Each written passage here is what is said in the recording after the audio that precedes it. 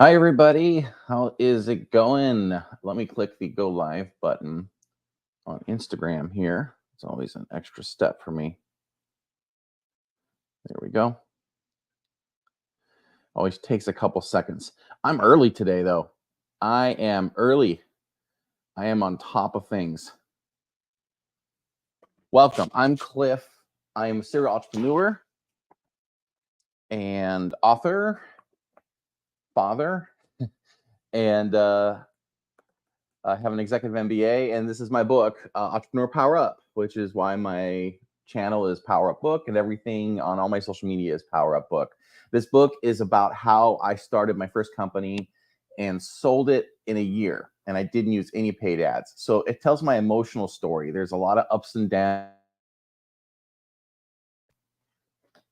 It's really a great read, and it's free for people who join my community. I'll have my community, the Skool community that I mentor for free, will be in the description of this video. So if you join my community, you can actually access a digital version of my book for free. But also I'll put a copy to a link where you can buy it if you just want to buy it now, or get a paper copy and read it, because there is something about having something in your hands to read. Anyhow, I have taken questions from my community, and I'm going to go over some of those topics today. And I love it when everyone asks questions, because I get so much joy of sharing knowledge and helping people build their businesses in entrepreneurship. So the more people I have joining my community and the more people that are asking me questions and the more I help them, that just gives me great things to talk about. I'm happy to That's really what I want to do. I mean, I'm happy to research and come up with my own topics weekly, but I really just want to be able to talk about the things that matter to you. My community is free to join. It's easy, and just let me know what you want what to hear and what you want to know, and I'll do my best to help you out. But first thing we're going to do is, in my community, we hit 100 members of my community, and we're going to do the giveaway first. And so I'm going to show my screen here. And don't worry, if you're not here for the giveaway, that's okay. I will announce in the community who won. And what I'm giving away is 1 hour free session of coaching one-on-one with me. And normally I charge $100 for that on Fiverr to do that type of coaching. So this is a $100 value. And don't worry if you don't win today. We're going to be at 200 members probably in the next couple of weeks, and I'll do another giveaway. So let's share my screen here, and we'll do a giveaway. Let's do entire screen. Let's do the window. Okay. All right, here we go. I've got the wheel of names. These are the names of the people in my community who have reached level 2 just by commenting and liking, and they are eligible to win 1 hour with me. So I'm going to spin the wheel. Let's see who wins coaching. It looks like Ashley is our winner. So congratulations, Ashley. I'll be in touch with you to schedule our one-on-one coaching.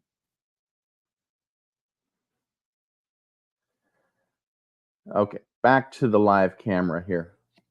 All right, so the topics are, I have a question from Josh that I'm going to address first. And Josh is asking, there are always things to do, whether it's new ideas, new channels, new products, new ways of thinking as an entrepreneur. How do you manage to stay focused and prioritize the most impactful tasks?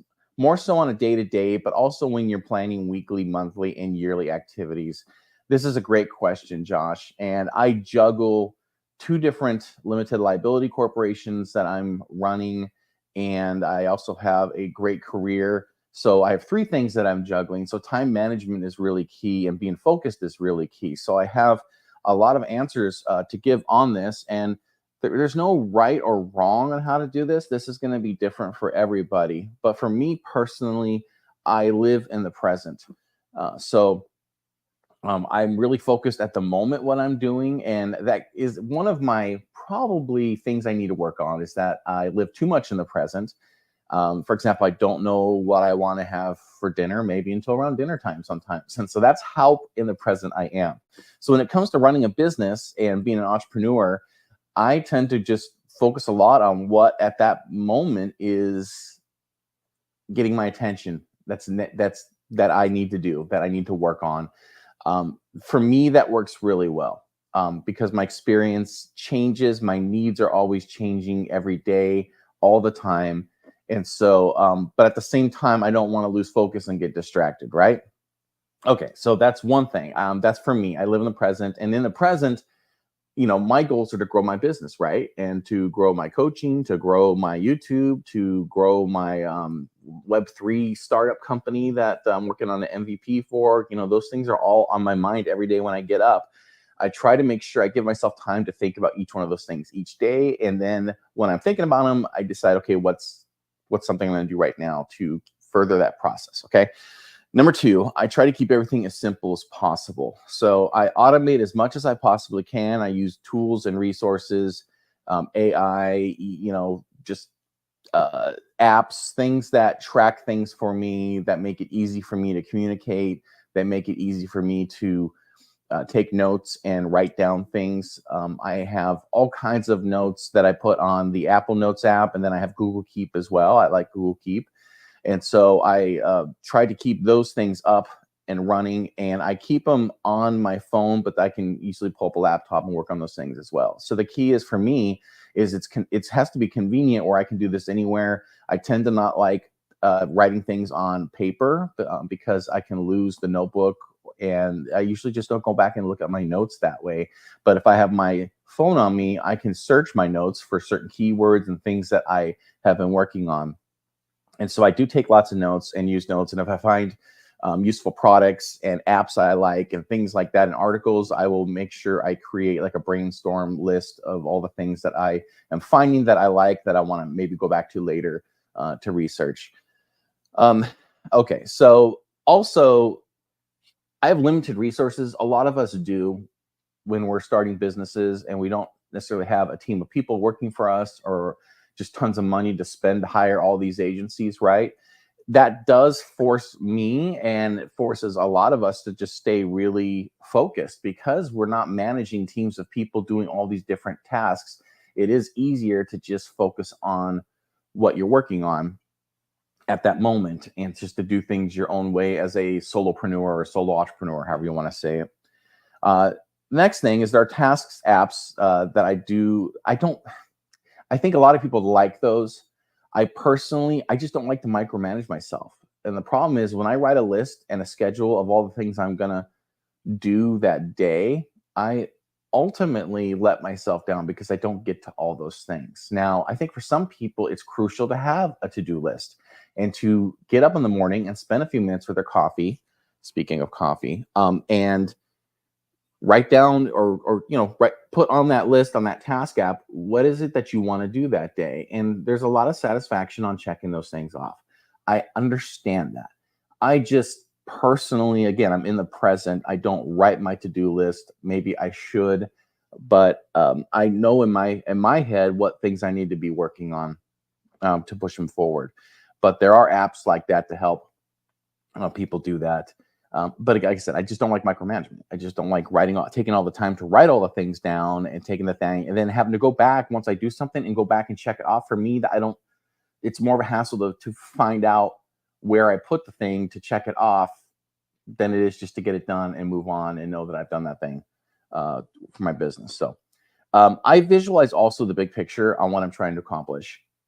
If I'm trying to, I was trying to publish my book and sell books, then I'm going to be thinking, what things can I do to get my book out there and to grow my brand? So that's a big picture item I'm constantly thinking about. And as I think about those things, for me, I'm just more of an abstract thinker and a creative thinker. And so I start to come up with ideas. And then when I have an idea, I will write it down and visit the website or the app and just start tinkering with it and just kind of see where it takes me. So being big picture focused keeps me, it's simpler. I have big goals. How do I get myself to those big goals? That's how I operate there. Let's see. I'm also driven by my passion. That's my next thing on my list here for my answer. This is really important. I see a lot of posts of people who want to get into business, become an entrepreneur, and do something, and they don't know what to do, and they're thinking, well, what's going to make me the most money? But I really don't know what I want to do. Right there, it's where when people need to know what their passion is, what they want to do. And here's why it's so important. If you decide to get into some kind of business because you think it's going to make you money and it's a good opportunity, I'm not saying that's an awful thing, but the problem with that is if it's not driven by your passion, then you're simply exchanging one job for another. And for people who want to get out of the daily grind, the 9 to 5, and get out of their careers, you don't want to exchange one grind and obligation for another obligation. That's why we get paid to do careers and jobs, because that's not our passion. We'd rather be doing something else, right? So they have to pay us to do those things so we can pay our bills. Now, forming a company around entrepreneurship, you really should base this on your passion, because this is something you're going to be working on every day, and that's what's going to drive you, because at first you're not going to make all this money doing it, and it's going to be a lot of work, and it's going to be emotional, and so your passion is going to get you through that. This is why it's so important. So when I'm driven by my passion, it's easier for me to stay focused. And when I stay focused, then I'm thinking about what I need to be doing. I personally don't have as much of a need for the organization part. I also combine business with other activities. So, for example, I play a lot of video games, and when I'm waiting for a match online, if I'm playing with my kids, I have teenage boys, and they're awesome at video games, and I'm terrible, but they take me along with them and keep me alive. And if we're waiting for a game to load or between matches, that's a good time for me to, get on my apps on my phone and be productive and do something, whether it's just coaching people or contributing or recruiting people to my community, things like that. There's little activities you can constantly pick away at on your smartphone or your laptop just during the course of your life during the day. So that way you can get more done. But you can also integrate it with things that you enjoy if you're able to physically do that. Obviously, if I was an avid golfer, I could not work on doing those things on my smartphone when I'm playing golf or something like that. So thank you so much, Josh, for that question. I hope this gives you some answers there. I can keep talking about it, but let me know feedback on the discussion post there, what you think. Okay, Jenny has a question. Any tips you can provide on how to assess Fiverr freelancers would be helpful, i.e. are there any clues inside their profiles that could possibly be yellow or red flags? Okay, so Jenny is speaking from a perspective of you own a business and you're using Fiverr to do work for you, to contract freelancers to do work for you for your business. And obviously you don't want your money to go to waste, and you want good results from these freelancers because they can do good work at a fraction of the price. Now, the freelance industry is worth $54 billion. This is a huge industry. So two things about Fiverr. One, Fiverr has a lot of great freelancers on it that do great work. And then two, if anyone in my community or watching wants to make money pretty quickly, and you have skill set of some sort, even if you don't have skills and you're just willing to do things that businesses need you to do, you can get on Fiverr and form a profile and make money doing that. I'll put a playlist link on this description that teaches people how to use Fiverr and to make money. I easily make 5 figures a year doing Fiverr on the side, and I had to work my way up to that, but it could be really lucrative. So anyhow, but coming from the perspective of hiring people on Fiverr, personally, there's 2 things. So I read the reviews. There's more than 2 things, actually. I read the reviews first. I also look at their portfolio. Do they have a name? Do they have a picture? Are they very upfront about who they are? That's usually a vote of confidence that they're very comfortable in presenting themselves. It's very professional. Everyone who creates a Fiverr profile who's selling on Fiverr as a freelancer, you should always have a picture of yourself and use your name as your profile. It just builds trust with your clients. Don't go too high in price. That's another advice. There are Fiverr pros that charge professional prices. And I think at that point, it's really tough because you're spending, let's say you want a video made and you spend $300 on that video. That's a lot of money if you don't like that video. So if you can find someone who's highly rated, who charges $100 for the video, or even $150 for a video, then you're taking that risk either way, but at least if you don't like it, you haven't spent as much money. Yeah, I mean, that's just the reality of Fiverr is that, for getting logos, for example, I've gone to different people to try to get different ideas, and then I just choose the one I like the most. And it does cost me money per order, but then I tend to find accounts that are popular but don't charge too much money. It's actually a real nice hack in Fiverr. If you run a Fiverr account and you're trying to make money off of Fiverr as a freelancer, find that sweet spot where demand is really high, but you're making a lot of money, but you're just below the real heavyweight pros, and you'll crush it.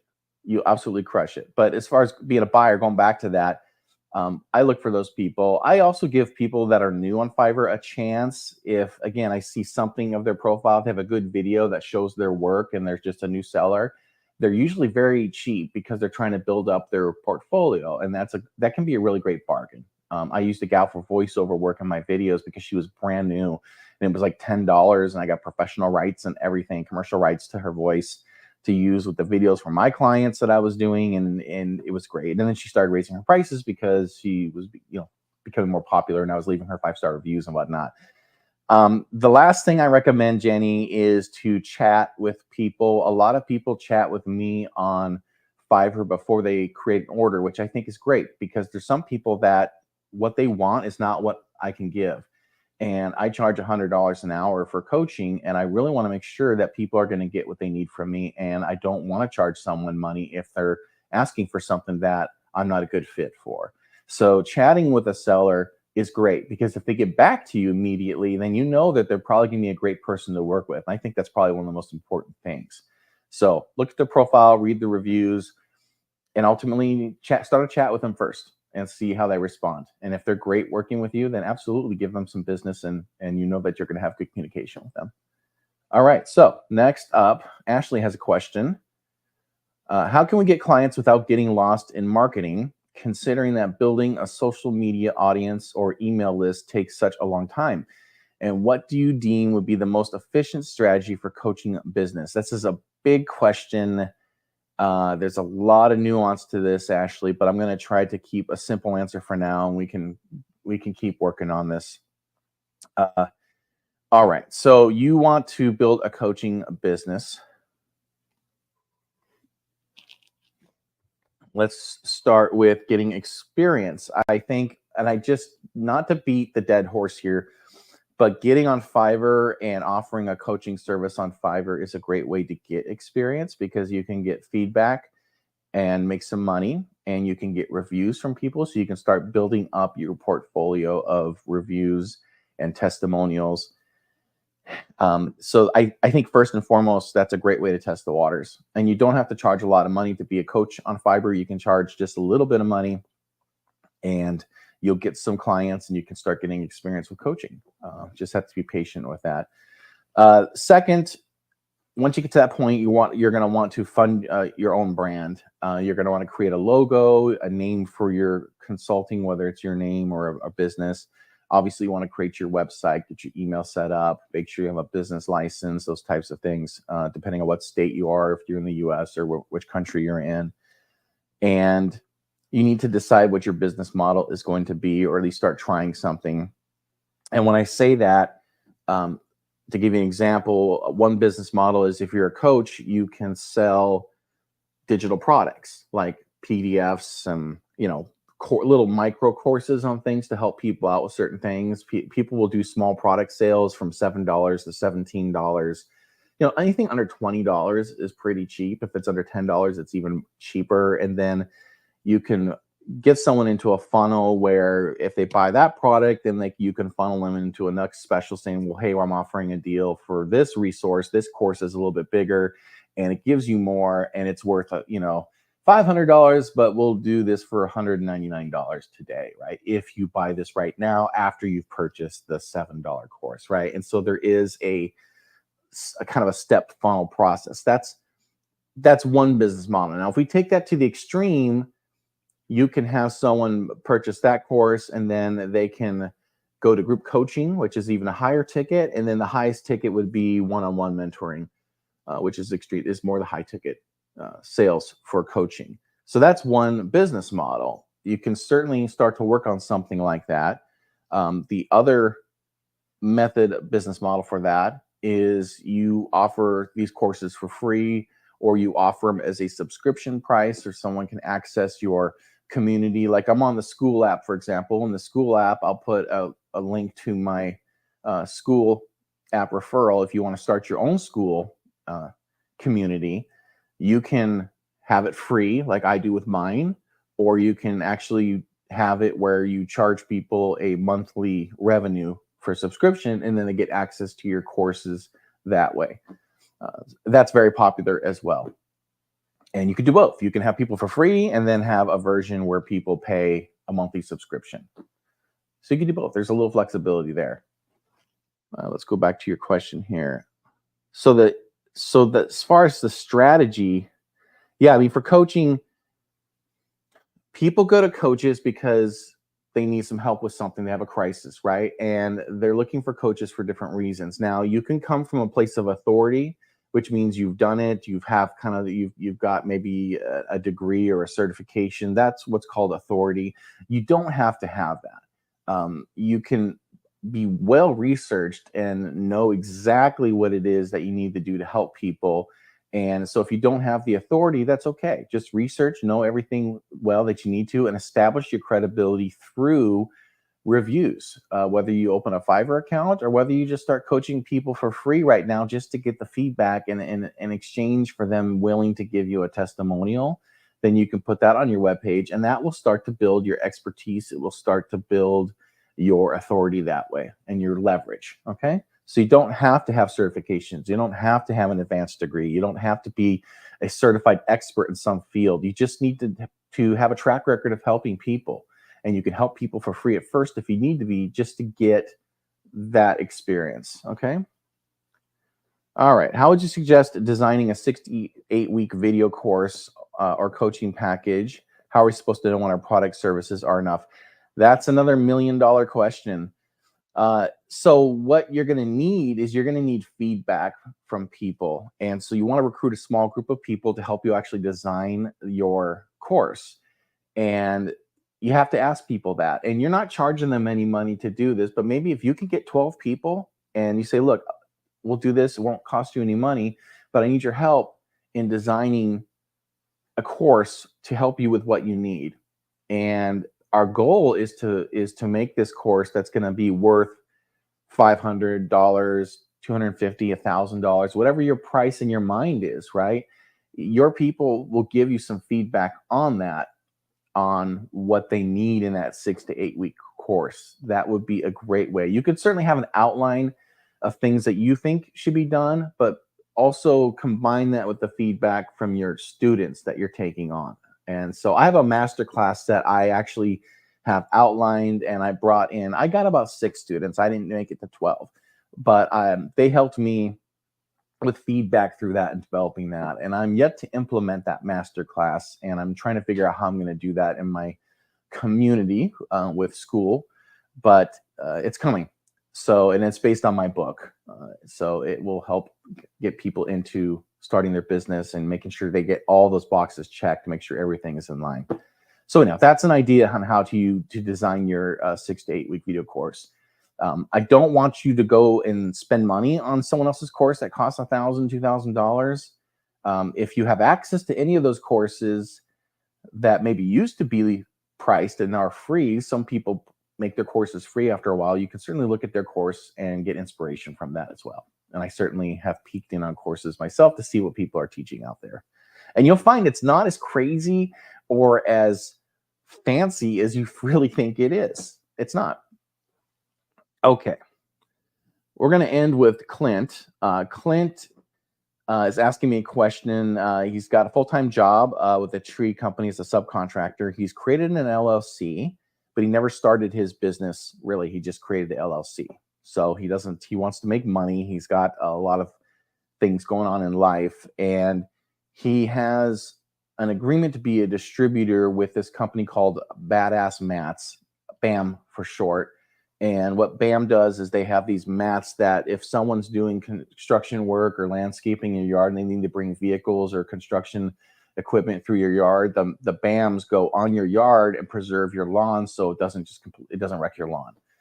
So it's a really cool product. And he needs $150,000 loan to get started on this. And I assume what he's saying is that he needs money to have these so he can be the contractor to bring these out on site to have these things used. I'm assuming that's why he needs to start up money for this. So, okay, so I want to unpack this a little bit.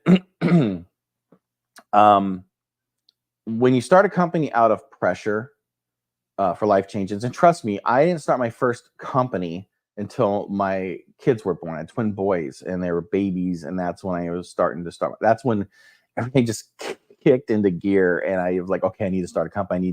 I need to advance. So I get that as a father, your drive is just goes through the roof when you're starting to have more people that are dependent upon you. Let's temper that with expectations on starting a business and making sure that we do something that is sustainable for you, Clint, and so that you don't get burnt out and give up too easily. So expectation wise, the things that you want to do with BAM are going to cost a lot of money. Now you could go to let's talk about getting money. If you want $150,000, you've got a couple options. You can develop a business plan, and you've got your business license and get your logo and your brand and all that together. And then you go to a bank that does a lot of loans with the Small Business Association in the US, for example. If you contact the SBA, they will help you find places where you can get loans. So you go to the bank and you show them your business plan, and you ask them for a $150,000 loan. And the business plan shows them what the loan's for, what it's gonna pay for. And the bank's gonna say, okay, let's see, what do you have in collateral? How about your house, cars, all retirement accounts, things like that. So that's one way you can go about it. I went to a bank when I started my first company, and they wouldn't give me any money. I just could not get loans to start my business. Banks, it's hard. This is the chicken and the egg. It's the koan, right? The Japanese riddle. Banks want to give loans to businesses that are making revenue and income, but to have a business that makes income and revenue, you need a loan to start a big business like that in some cases. So this is really a tough spot to be, but it's worth a try. You'll certainly learn a lot by going to the bank and asking for the money. Another way is to get angel investment, where you pitch this to angel investors, people that are not family or friends, and you show them the business plan and you offer them what's called equity in your company and say, look, for $150,000, I'll give you, maybe half of my company. And this is what I'm going to do. If that person believes in you, they'll give you the $150,000. They'll build an equity, and you can start paying them dividends. And ultimately, if you sell the company, they get their shares, right? That's another way to do it. The third way to do it is to ask your friends and family for money for loan. You never know who's willing to give you money to do this. Now, if all three of those options are exhausted, then we need to pivot and look for a strategy to get you into this without using other people's money, okay? So I guess my question for you, and maybe you can answer this if or when you see this video, is can you start something that's online where you're offering your expertise and your skill set on managing trees and what you're doing professionally, right? Can you offer that in a way to help other companies? So, for example, landscaping, builders, can you make money just by coaching them through things like that and consulting with them to help them do some of these things so that you start making some revenue? And once you start making that revenue, you can either grow and scale that business model, or you can save that revenue to purchase your BAM mats and start growing that business as well. So I'm trying to think of ways that don't cost you much money that you can actually make some money doing. I haven't surveyed the landscaping business and the tree cutting business and I guess you put the land management type business. I don't know if they need consultants, if they need people to help them, but it's something worth exploring. Can you also connect any businesses to BAM and function as an affiliate? So in other words, can you go to a landscaping company and say, I'm an authorized dealer for these BAM mats, and you've got this crisis and a problem, and by connecting you with this product, it's going to help alleviate this crisis. Here's what the cost is, and you can do the order through my company. I'm an authorized reseller. And then what you really are is an affiliate of BAM. And so you're not handling the merchandise at all. You're not getting a $150,000 loan to get all the product. You're just getting, you're just, you're handling, you're brokering a deal, right, between both, but your company is the middleman and you get a cut of that deal. That doesn't cost you anything up front except for just labor and things for you, just your time of finding these customers, right, and creating that type of opportunity. And that's something you can do without getting too far in the way of what you're doing during the day. Because that's the key is I want things for all of my community and my clients. I like to find easy things that you can get into while you're working that don't cost you as much money, and then to build organic methods to market it and to do things that are going to be very productive, that are going to make you money, so that you're not spending money on ads and all those types of other things that cost people a ton of money that just goes down the drain. Okay. So can you do that? Can you go to companies and talk to them and facilitate a sale and get a portion of that sale? That's a way of doing this without having to get that loan and having to get that startup capital. And as you get money, then you can put that towards a business loan to get the startup capital if you want to start your own tree business or start the BAM business where you actually own the BAM mats and run it that way. So I hope this all helps. I want to thank all of you for dropping in and watching. And I will see you next time. Have a wonderful weekend and keep powering up. Thanks.